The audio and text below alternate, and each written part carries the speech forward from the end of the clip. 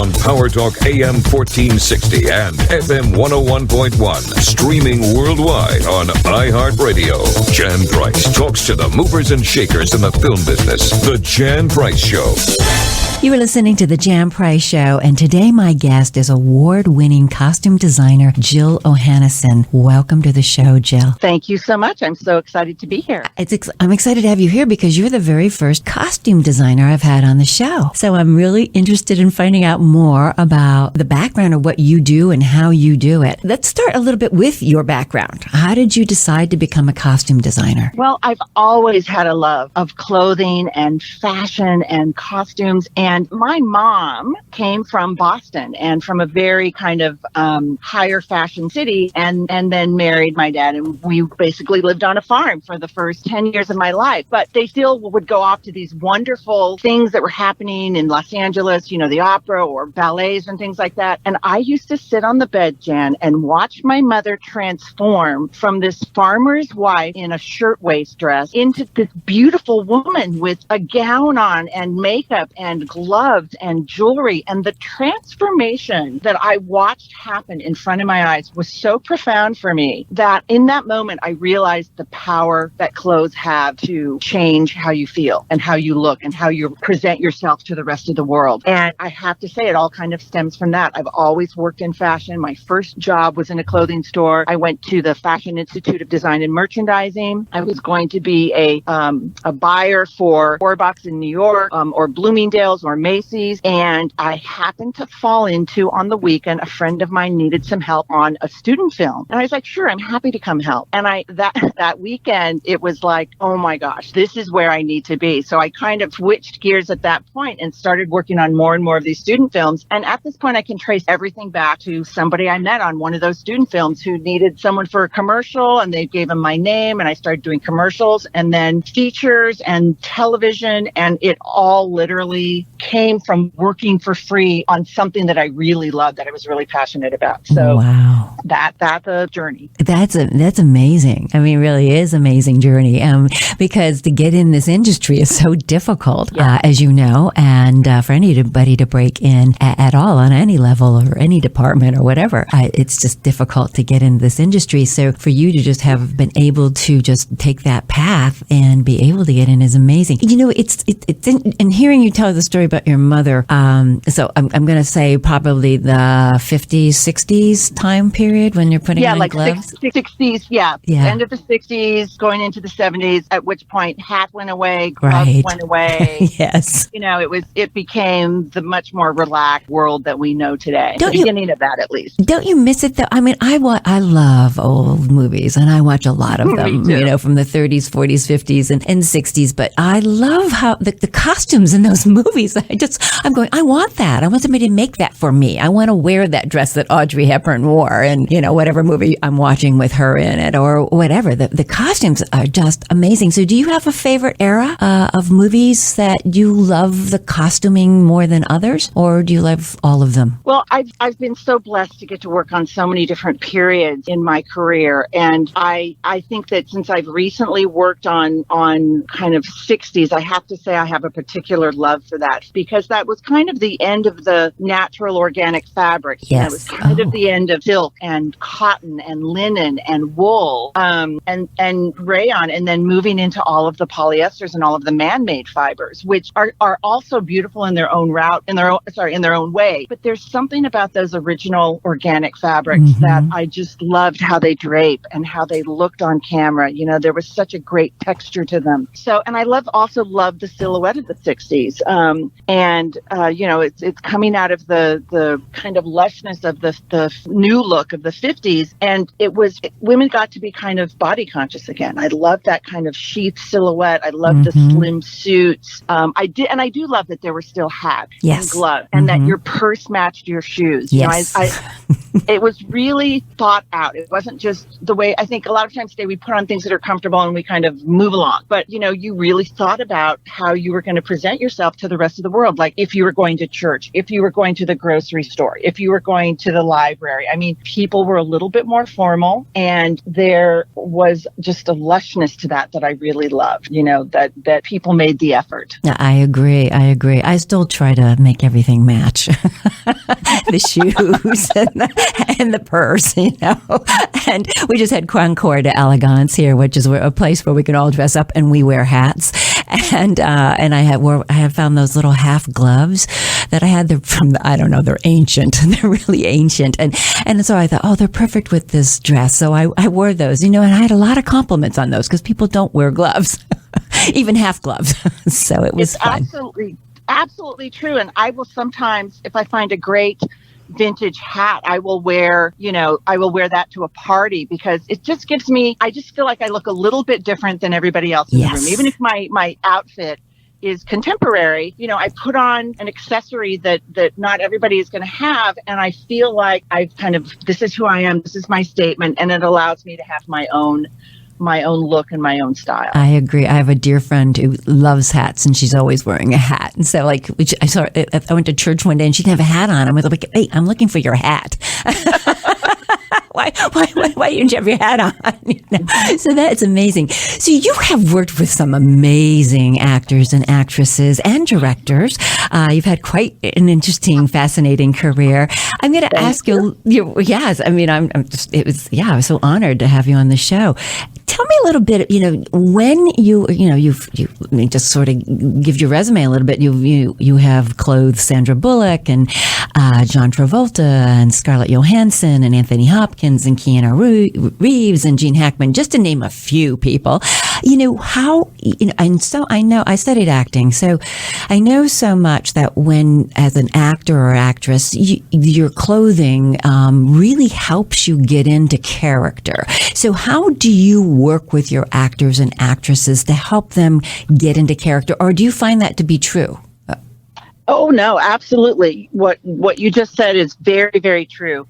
It really depends on the actor. Some actors come to the table with a lot of ideas, and this is how they feel the character would dress. And I find that it is very much a collaboration. So as much as they want to bring to the table, I'm happy to incorporate that into, whatever we're doing. I also have edicts usually from the directors and the producers about what they're wanting the character to look like. So I bring that to the table to them, and that may be the first time they're hearing about that. But one of the things that I do that I find is very, very helpful is after I've read the script and, I've talked to the director and the producers about what they kind of want the overall general look of the show to be. Then I start doing research, and I try and find characters or people who have existed or outfits that I feel are appropriate for that character. And I also try and work with a color palette that's going to work with the skin and hair and eye color of the actor. And then I bring that to the table the first time we meet, and they've brought whatever their ideas are. I also have the ideas from the directors and producers. And so we kind of sit down and we sift through all of that together, and we find kind of what worked for the two of us. And then what I usually would do is take that to the director if it's way off base of what we originally talked about. But very often, what I find with a lot of actors is that they've done a little thinking about this too. So they appreciate everything I've brought to the table, all the research, all the visuals, and we can look at a board, a mood board, and say, this is too far, or this feels really good, so let's keep it in this range. And I find that everybody responds really well to visuals. So the research part, which is also one of my favorite, by the way, love that part of my job, is very helpful for everybody involved, because, you can talk about, a pair of pants, but saying a pair of pants means so many different things to so many different people. So you're giving them concrete things of like, this is what we're talking about. This is the pant we're saying is works best for this character and his world. Interesting. So, yes. And I also also make sure that I take into account their economic background, if there's a cultural background involved, financial, are they a family person? Are they single? All of those things can help define how the clothes look, how old they are, how they fit. Is it a tight fit? Is it a loose fit? So there's a whole language that I get to use in helping the director tell the story in a visual way with clothes. Really fascinating. You mentioned mood board. Tell me, what's the mood board? Well, basically, one of the things that I loved to do as a child was to do collages. And I guess I'm still doing it because I will go and I will Xerox, different things that I find in catalogs or magazines or research that I find on the internet. And I'll put together a visual board of the character, ideas for the character, like, color palette. And then I'll do combinations of how a shirt is worn, tucked in, untucked, different boots, whatever bits and pieces I think help tell the story of who this character is, where he's come from, where he is now, maybe where he's going. And I put it all on a board. It's usually, I don't know, 2 feet by 3 feet, and with a black background. And then we just sit and we kind of talk about it. And I also show them what I'm doing for the rest of the show. I think that's really important for a lot of the actors to kind of find out, okay, here's this, basically what I like to think of as a painting. The entire show is a painting. And so every character is a brush stroke on that painting. So sometimes it's important to see what everybody else is going to be wearing to kind of see how you fit in and contrast or compare with everybody else. Have you ever had it where the person that you are dressing has disagreed with what you are presenting? Oh, absolutely. Absolutely. And how do you handle that? How does that work? Well, basically, if they have very strong views, I say, you know what, I think that's really an interesting direction for the character. Let me talk with the director and producers about that and, kind of see how strongly they feel about the direction that they want to see the character go in. And if it gets to a point where they need to have a conversation about who this character is, like maybe the actor or actress and the director haven't had their meeting yet about who this character is. So sometimes I'm the first person that contacts the actors, and it's important for them to know what they're expecting the character to be. So sometimes, it's something I can work out with them. Sometimes they bring stuff that is actually much better than I am because they've invested more time in this particular character, or there's something they want to bring to it that I hadn't thought of. And so it's very much a collaboration, Jan. And that is also really part of, the cool part of the journey is this collaboration that I have with all the different people on the show. Now, I was going to say, it sounds like a collaboration. So you just, confirm that it is all a collaboration and you're working together. Yeah, because so many actors, they work different ways, but sometimes it's from the outside in, it's like that, right? Yes, I've had actors come to me and they're like, you know what? I have no idea about this character. Tell me what you're thinking. And they're like, oh my God, yes, that's perfect. That makes so much sense. And I really appreciate, that now that I put the clothes on, it's like, there's the character in the mirror. So I've had all versions of it. And I accept and respect all of those versions because, it's where, they're the person who has to wear the clothes and become that character on camera. So if they are uncomfortable in the clothes, they're not going to be able to do their best acting. Don't you find that in life too? Even though you could put something on and it looks great, but you're not comfortable in it and you just don't feel good because you're not comfortable. And it could look smashing. But I have found that I was like, no, this does not feel good. I'm not going to wear this ever again because I don't feel good in it. That's funny because it's all about that feeling not only just comfortable because you like the way it looks, but comfortable in the way it feels on you. So I think that's such a key ingredient, no matter whether you're acting or not acting. Absolutely. When you walk out the door, whether it's your own door to a party or an interview or your trailer where you've changed into your costume, you need to feel like the character. And if there's something off about your costume or your hair and makeup, that can throw you off. So I really, respect that part of an actor's job, that they need to be able to become the character. And my job is to help with that. And you definitely do. I mean, you worked on one of my favorite shows that I think I watched every single episode of. That was Revenge. Oh, I'm so happy you brought up Revenge, Jan.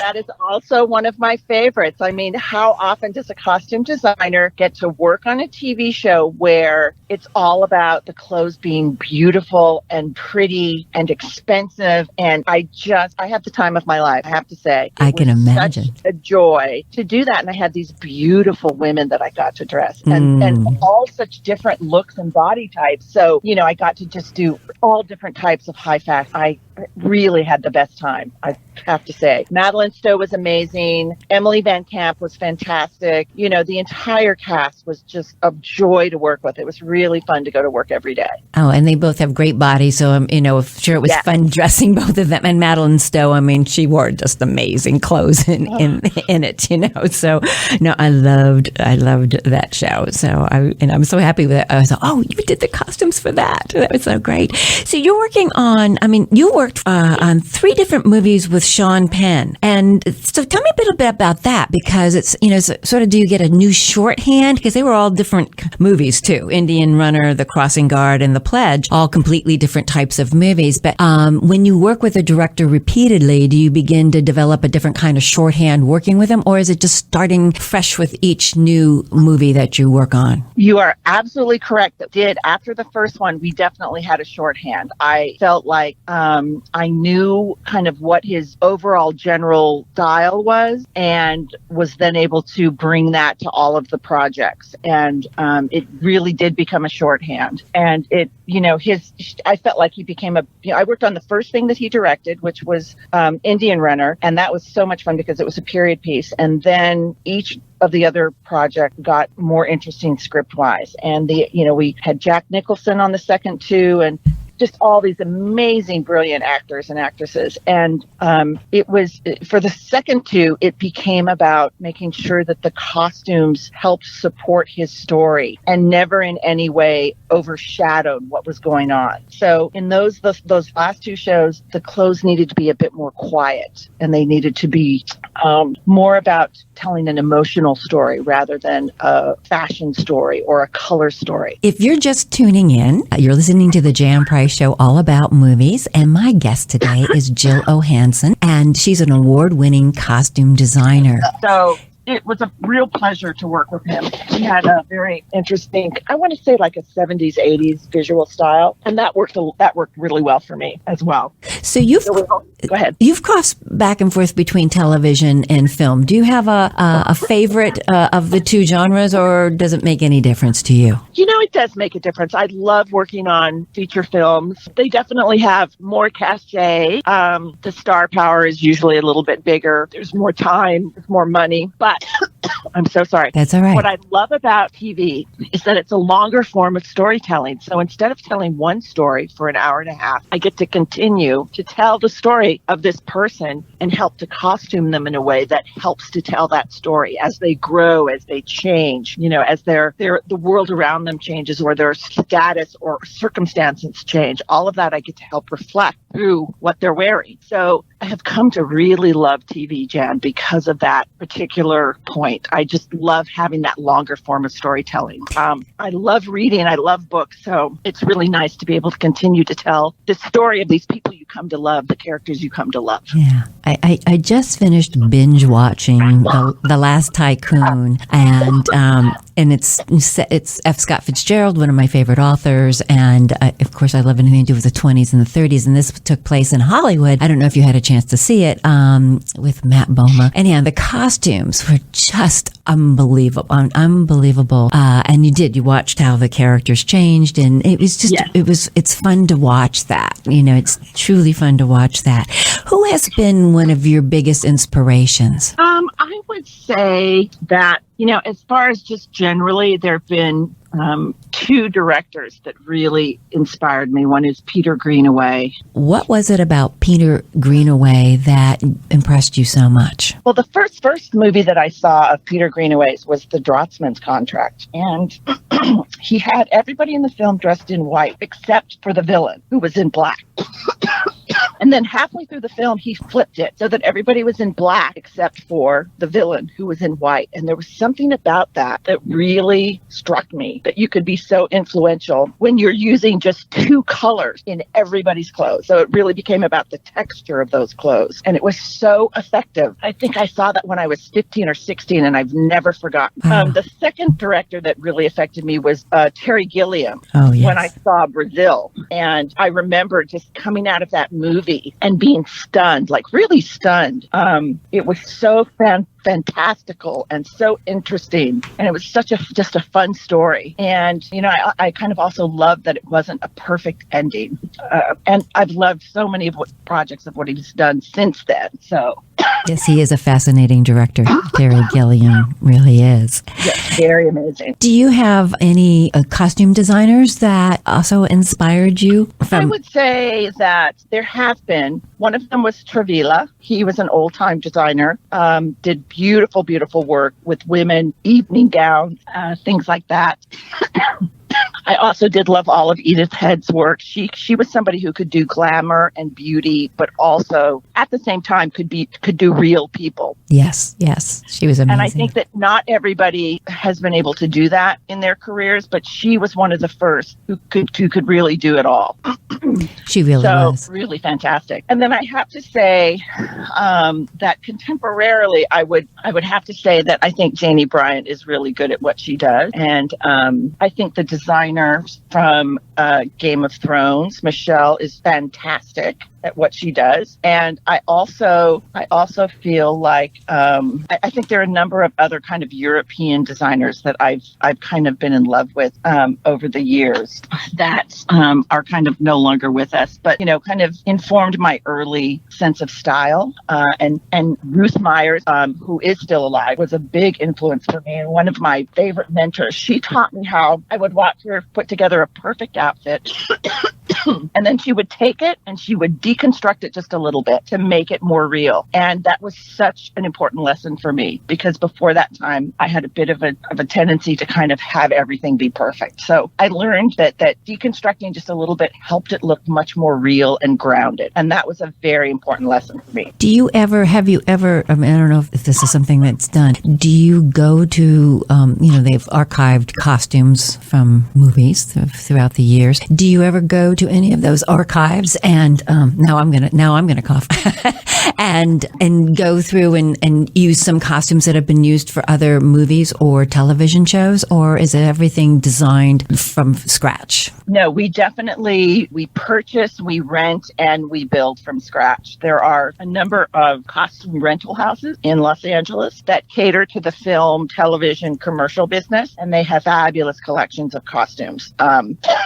Except for Western costume, they're not open to the public, but they're used to working with film and television and have amazing costumes that all of the 1900s, a lot of the 1800s. So we all basically rent from there and then purchase and supplement also by building. Well, Jill, this has been fascinating. Thank you so much for being on the show. It's been a joy getting the behind the scenes of costume designing. Well, it's my pleasure, and thank you so much for your interest in this part of the world of Hollywood and film and television. You're welcome. You're welcome. My guest today has been award-winning costume designer Jill Ohanneson, and it's been a great conversation. On Power Talk AM 1460 and FM 101.1, streaming worldwide on iHeartRadio. Jan Price talks to the movers and shakers in the film business. The Jan Price Show.